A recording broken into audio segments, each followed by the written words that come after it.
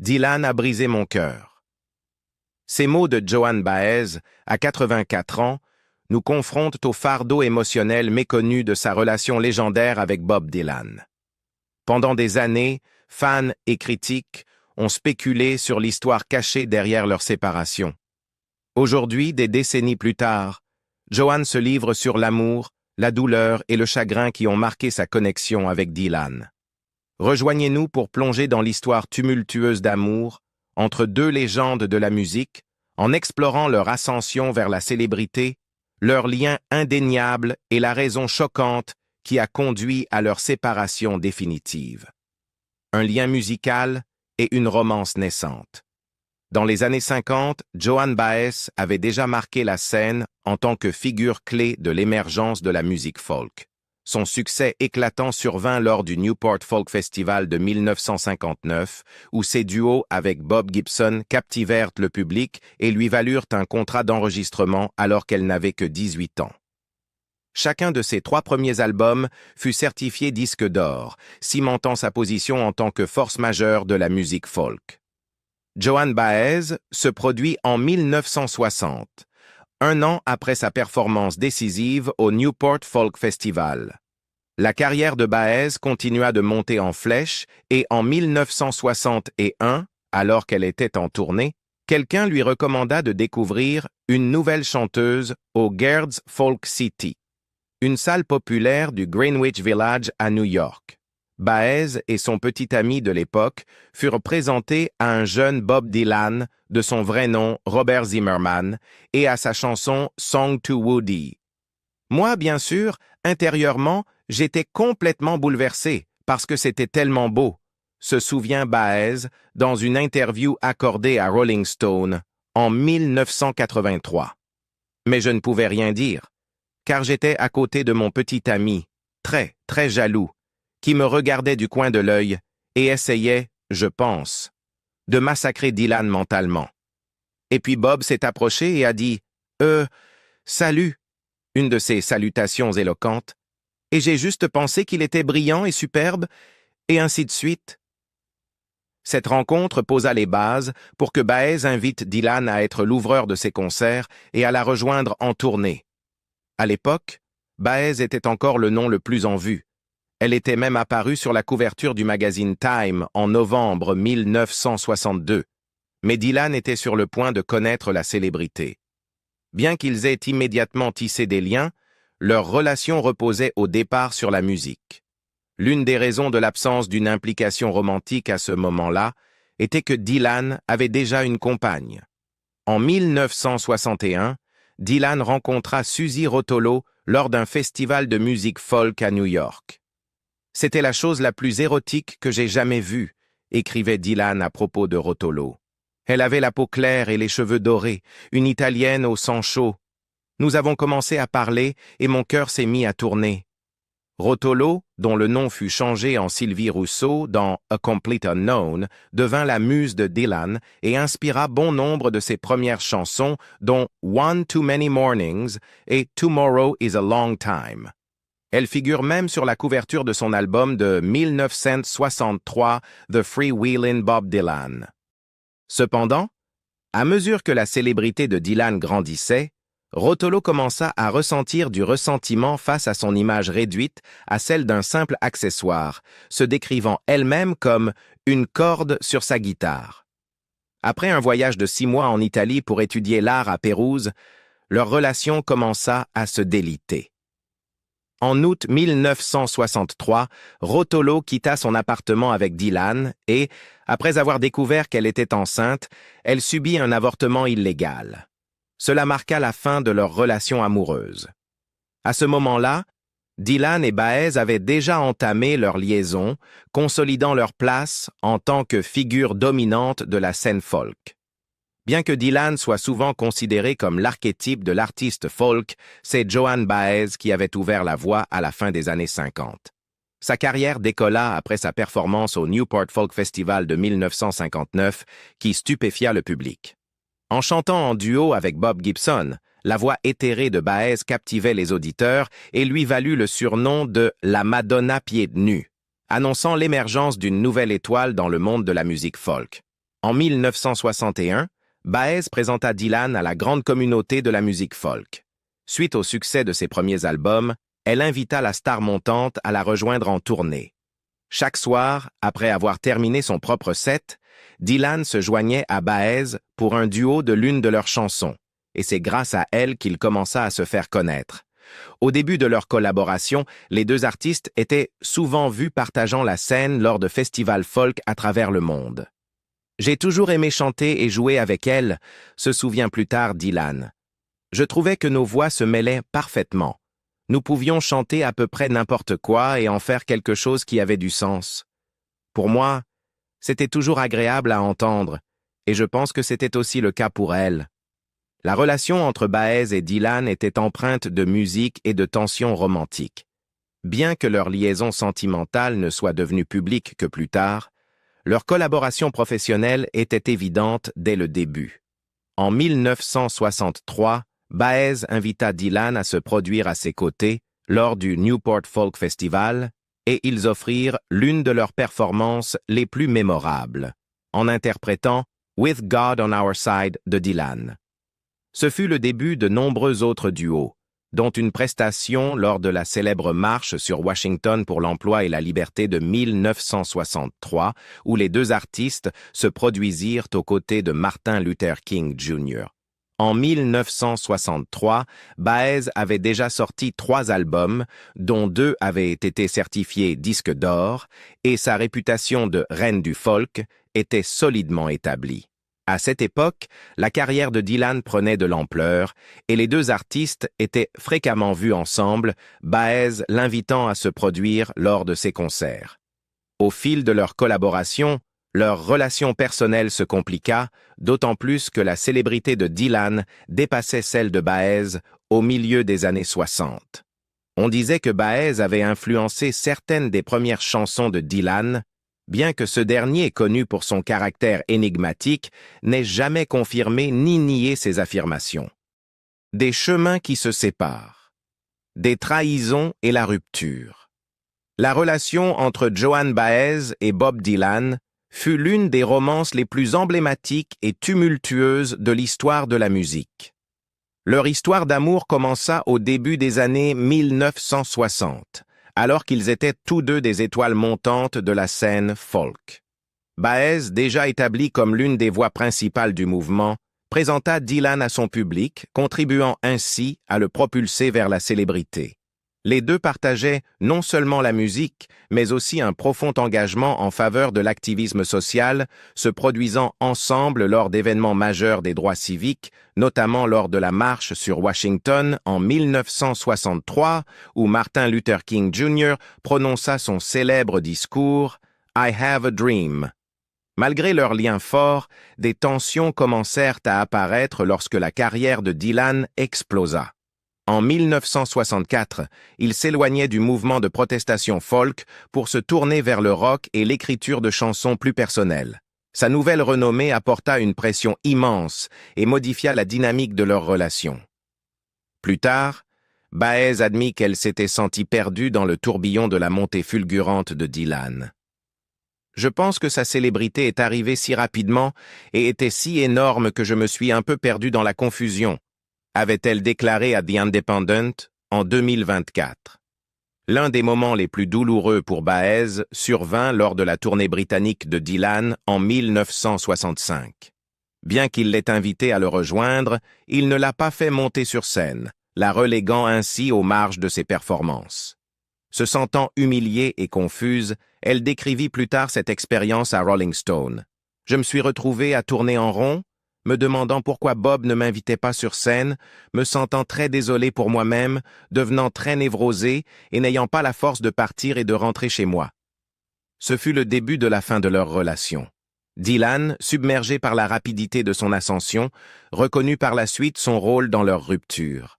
« J'essayais juste de gérer la folie que ma carrière était devenue, et malheureusement, elle s'est laissée emporter, et j'en ai ressenti un grand regret. J'ai eu du chagrin de voir notre relation se terminer, admit-il dans le documentaire de Baez de 2023, Joan Baez, I Am a Noise. Cependant, La carrière de Dylan n'était pas le seul facteur qui les éloigna. À l'insu de Baez à l'époque, il avait déjà entamé une liaison avec le mannequin Sarah Lowndes en 1964.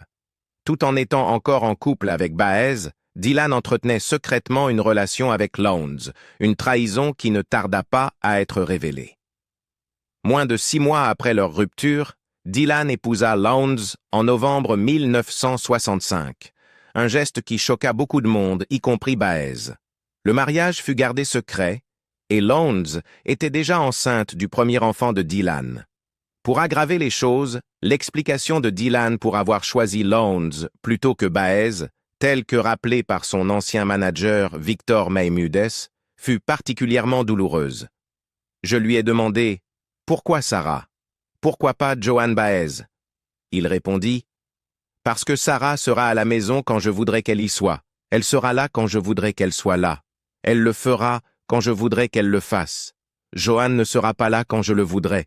Elle ne le fera pas quand je le voudrais. » Cette déclaration suggérait que Dylan voyait Baez comme indépendante et imprévisible, des qualités qui ne correspondaient pas à son désir d'une partenaire plus traditionnelle. Baez fut le cœur brisé. Des décennies plus tard, elle repensa à leur relation avec un mélange de tristesse et de compréhension.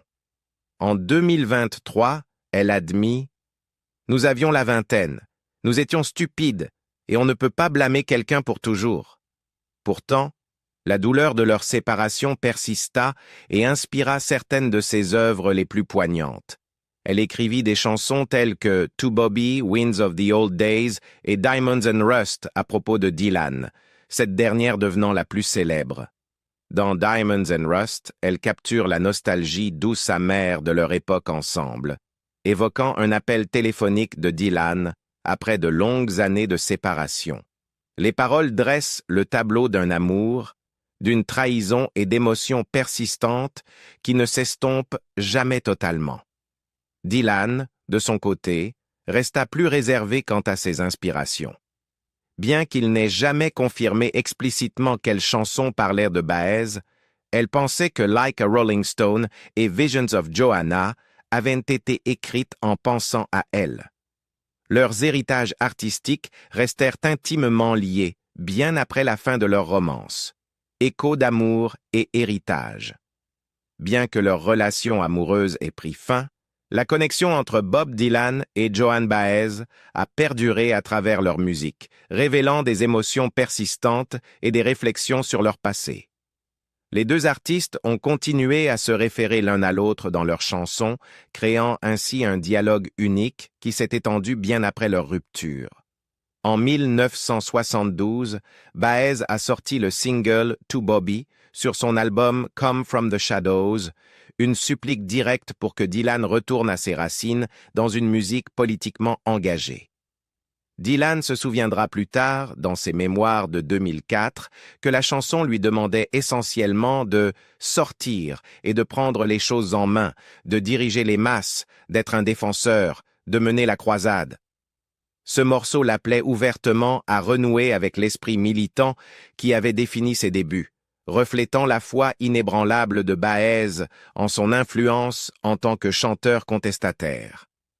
3 ans plus tard, Baez sortit ce qui allait devenir l'une de ses chansons les plus célèbres, Diamonds and Rust, une réflexion profondément personnelle sur leur relation. Inspirée par un appel téléphonique inattendu de Dylan près d'une décennie après leur séparation, la chanson capturait la nostalgie douce amère de leur passé et les complexités émotionnelles qui subsistaient. « Eh bien, tu as fait ton entrée, déjà une légende, le phénomène non lavé, le vagabond originel », chantait-elle en se remémorant les débuts de leur romance.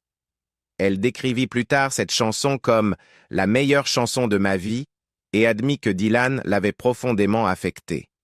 Dylan lui-même reconnut la chanson dans le documentaire de 2009 Joan Baez. How Sweet the Sound, déclarant « J'adore cette chanson Diamonds and Rust ». Participer à quelque chose qu'a écrite Joan? Oh! Je veux dire, encore aujourd'hui, elle m'impressionne. Bien que Dylan soit resté beaucoup plus énigmatique quant aux inspirations personnelles derrière sa propre musique, Baez a supposé qu'elle avait en partie inspiré deux de ses chansons les plus remarquables, Like a Rolling Stone et Visions of Joanna. Un vers particulier de cette dernière, And Madonna, She Still Has Not Showed, a été associé à la description par un écrivain de Baez comme la Madonna pieds nus lors du Newport Folk Festival de 1959 en raison de sa présence éthérée et de l'absence de chaussures. Dylan n'a jamais confirmé ni nié ses interprétations, alimentant la spéculation jusqu'à aujourd'hui. En 2010, Rolling Stone a désigné Like a Rolling Stone comme la plus grande chanson de tous les temps, et un brouillon manuscrit de ses paroles s'est vendu pour plus de 2 millions de dollars en 2014, cimentant ainsi son statut légendaire. Malgré leurs différences personnelles, Baez et Dylan ont continué à se croiser musicalement. En 1975, Dylan l'a invité à se joindre à lui lors de la tournée Rolling Thunder Revue, qui mettait également en vedette Joni Mitchell, Roger McGuinn et d'autres artistes contemporains. Cette tournée offrit à Baez une pause temporaire dans son engagement militant habituel et permit aux deux de renouer artistiquement. Dylan déclara par la suite que Baez était complètement dans son élément pendant la tournée. Baez elle-même décrivit l'expérience comme un éloignement de son sérieux habituel, lui permettant d'embrasser l'énergie insouciante des performances. Leurs collaborations artistiques allèrent au-delà de la tournée. Baez apparut dans Reynaldo and Clara, le film expérimental que Dylan a réalisé et sorti en 1978. Bien que le film ait reçu des critiques mitigées, il marqua l'une de leurs dernières collaborations professionnelles avant que leur relation, tant personnelle que professionnelle, ne commence à se détériorer. Baez et Dylan se produisirent de nouveau ensemble en 1982 lors d'un concert de la Semaine de la Paix au Rose Bowl de Los Angeles, offrant un set de 3 chansons, With God on Our Side, une reprise de A Pirate Looks at 40 de Jimmy Buffett et Blowin' in the Wind. La participation de Dylan à cet événement antinucléaire surprit beaucoup, compte tenu de sa réticence habituelle à s'engager dans des performances ouvertement politiques par la suite. Lorsque Rolling Stone demanda à Baez ce qu'elle pensait de l'attitude de Dylan à l'époque, elle répondit de manière ambiguë « Je n'en ai vraiment aucune idée, mais j'adore chanter avec lui. Il n'est pas toujours juste, la façon dont il façonne les phrases est folle, et il veut toujours faire une chanson que je n'ai jamais entendue auparavant. » Leur dernière tentative de collaboration eut lieu en 1984, lorsqu'ils entreprirent une tournée européenne dans des stades aux côtés de Carlos Santana. Au départ, Baez crut avoir été invité par Dylan lui-même, pour découvrir plus tard que ce sont les promoteurs qui l'avaient ajouté à l'affiche afin d'augmenter les ventes de billets. Elle se mit rapidement à ressentir de la frustration face à la tournée, se sentant reléguée et sous-estimée. Bien qu'ils se produisirent ensemble sporadiquement, leurs interactions devinrent de plus en plus tendues. Dans ses mémoires de 1987, And a Voice to Sing With, Baez décrivit comment Dylan l'ignorait en coulisses et comment leur alchimie musicale avait presque disparu.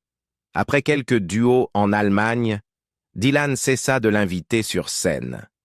Se sentant manquer de respect, Baez décida de quitter la tournée plus tôt. Dans ses mémoires, elle raconta leur dernière interaction, se rappelant que lorsqu'elle dit à Dylan que leur tournée commune ne fonctionnait pas, il répondit simplement « Tant pis ». Elle ajouta également que, lors de cette dernière conversation, il avait glissé sa main le long de sa jupe, un moment qui la laissa mal à l'aise et souligna l'écart irréparable entre eux. Baez et Dylan ne se sont plus produits ensemble depuis.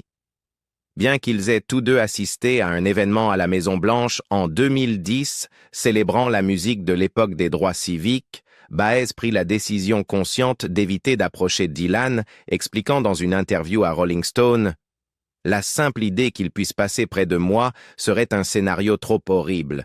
Cela réveillerait des sentiments inutiles. » Malgré l'absence de contact personnel, Dylan reconnut l'influence de Baez sur sa vie et sa carrière en 2015, lorsqu'il fut nommé personnalité de l'année par Music Cars. Dans son discours d'acceptation, il la félicita en déclarant « J'ai appris beaucoup de choses d'elle, une femme d'une honnêteté dévastatrice, et pour ce genre d'amour et de dévotion, je ne pourrai jamais lui rendre la pareille. » Pour sa part, Baez a fini par faire la paix avec leur histoire.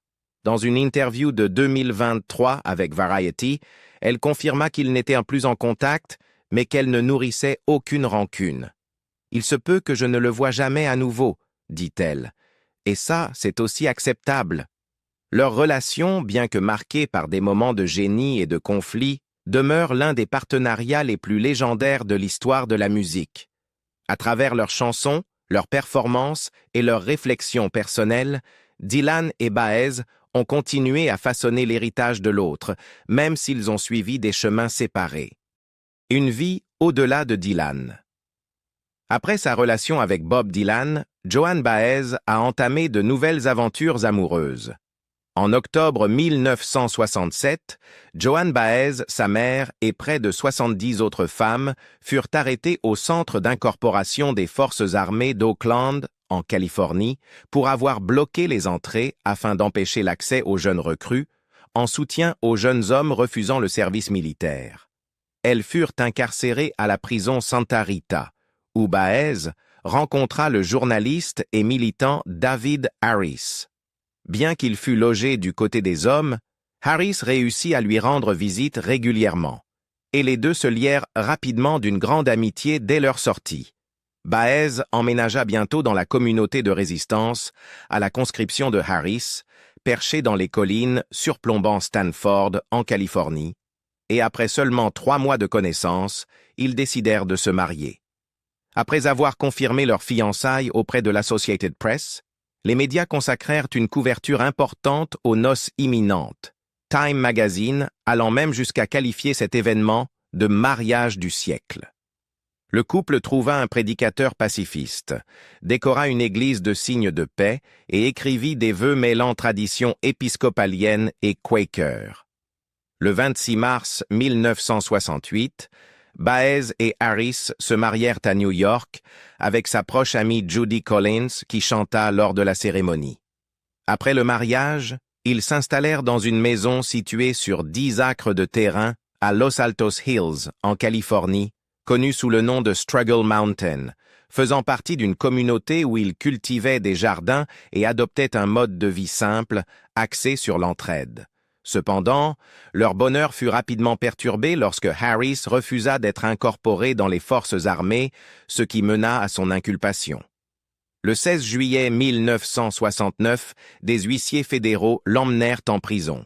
Pendant cette période, Baez, visiblement enceinte, poursuivit son engagement public et se produisit au festival de Woodstock, où elle chanta quelques morceaux aux petites heures du matin.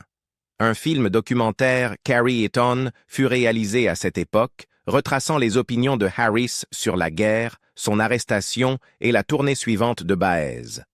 Sorti en 1970, le film fut bien accueilli par des publications telles que Time et The New York Times.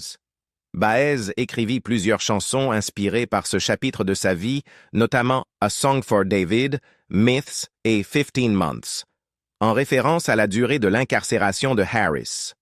Leur fils, Gabriel, naquit le 2 décembre 1969, alors que Harris était encore en prison. Après sa libération d'une prison du Texas après 15 mois, le couple se sépara 3 mois plus tard et divorça à l'amiable en 1973. Ils partagèrent la garde de Gabriel, qui vécut principalement avec Baez. Réfléchissant à leur séparation, Baez écrivit dans son autobiographie « Je suis destiné à vivre seul ». Malgré leur divorce, Baez et Harris restèrent en bons termes. En 2009, ils firent une réunion devant la caméra pour le documentaire American Masters de PBS, illustrant ainsi leur lien durable. Leur fils Gabriel se lança dans une carrière de batteur, effectuant parfois des tournées avec Baez. Il eut ensuite une fille, Jasmine, qui rejoignit Baez sur scène lors du Kidstock en 2010. Regardant en arrière sur son mariage, Baez exprima ses regrets en déclarant « Je pense que ce qui était difficile, c'est que je voulais tant être ce que Bien sûr, je ne pouvais pas être. Je voulais être une épouse formidable. Je voulais être une mère merveilleuse. Je voulais avoir une ribambelle d'enfants. Je voulais cuisiner et faire des biscuits ou quoi que ce soit, et rien de tout cela n'était possible. Après le décès de Harris en 2023, Baez continua de réfléchir à son choix de ne jamais se remarier, partageant « Je me souviens que mon thérapeute essayait de me faire franchir le pas, celui d'être ouverte à l'idée de trouver un partenaire. J'ai dit « J'ai travaillé trop dur pour atteindre cette paix d'esprit. Pourquoi tout gâcher ?» Elle décrivit également l'idée d'entrer dans une nouvelle relation comme épuisante. Au-delà de son mariage, Baez eut d'autres relations notables. Au début des années 1980, elle fréquenta Steve Jobs, cofondateur d'Apple. Bien que Jobs eût 20 ans de moins qu'elle, il envisagea apparemment de lui faire une demande en mariage, mais ne le fit pas finalement, car son âge rendait improbable la possibilité d'avoir des enfants. Dans ses mémoires de 1987, And a Voice to Sing With, Baez évoqua Jobs et se produisit plus tard lors de ses funérailles en 2011. Parlant après sa mort, elle se souvint avec tendresse « Steve avait un côté très doux, même s'il était aussi instable qu'il était réputé l'être. Mais il bénéficiait d'une licence de génie pour cela, car il était quelqu'un qui avait changé le monde. » Malgré leur rupture, les deux restèrent amis, Jobs ayant rendu visite à Baez quelques mois seulement avant son décès. Réfléchissant à leur dynamique, Baez admit « Nous formions un couple atypique. Je veux dire, je ne comprenais jamais rien à ce qu'il racontait. Je ne sais pas ce qui le fascinait chez moi, mais nous ne pouvions vraiment pas avoir une conversation sur un pied d'égalité. Lui, il était dans la technologie, et moi, dans la musique. » Leur relation prit fin parce que Baez ne voulait plus se marier, mais leur amitié perdura jusqu'à la mort de Jobs. La vie amoureuse de Baez comprenait aussi des liaisons éphémères avec des musiciens tels que Chris Christopherson et le batteur des Grateful Dead, Mickey Hart. Elle avait même révélé un jour avoir refusé John Lennon au début de sa carrière. De plus, Baez a toujours parlé ouvertement de sa bisexualité, partageant qu'elle avait eu une relation avec une femme nommée Kimi pendant quelques années dans les années 598-1960. Son parcours amoureux est devenu un sujet fascinant, donnant lieu à une anecdote humoristique qu'elle a un jour racontée. Quelqu'un a dit « As-tu déjà pensé au fait que tu es la seule femme au monde à avoir vu Bob Dylan et Steve Jobs nus ?» J'ai répondu « En même temps ?» Aujourd'hui, Joan Baez assume pleinement sa vie de célibataire. Bien que sa relation passée avec Bob Dylan reste une partie déterminante de son image publique, elle a vécu une vie fascinante et indépendante, bien au-delà de cette romance d'antan. De sa légendaire histoire d'amour avec Bob Dylan à sa profonde connexion avec David Harris, en passant par sa surprenante relation avec Steve Jobs, Baez a mené une vie pleine de passion, d'activisme et de musique inoubliable. Malgré le fait qu'elle ne se soit jamais remariée, elle a trouvé la paix dans la solitude, embrassant la liberté qui l'a toujours définie. Mais maintenant, nous voulons avoir votre avis. Y a-t-il une chanson de ces deux légendes, Baez et Dylan, que vous écoutez encore aujourd'hui? Faites-le nous savoir dans les commentaires. Et si vous avez aimé cette vidéo, n'oubliez pas de liker, partager et vous abonner pour découvrir d'autres histoires incroyables sur vos légendes préférées.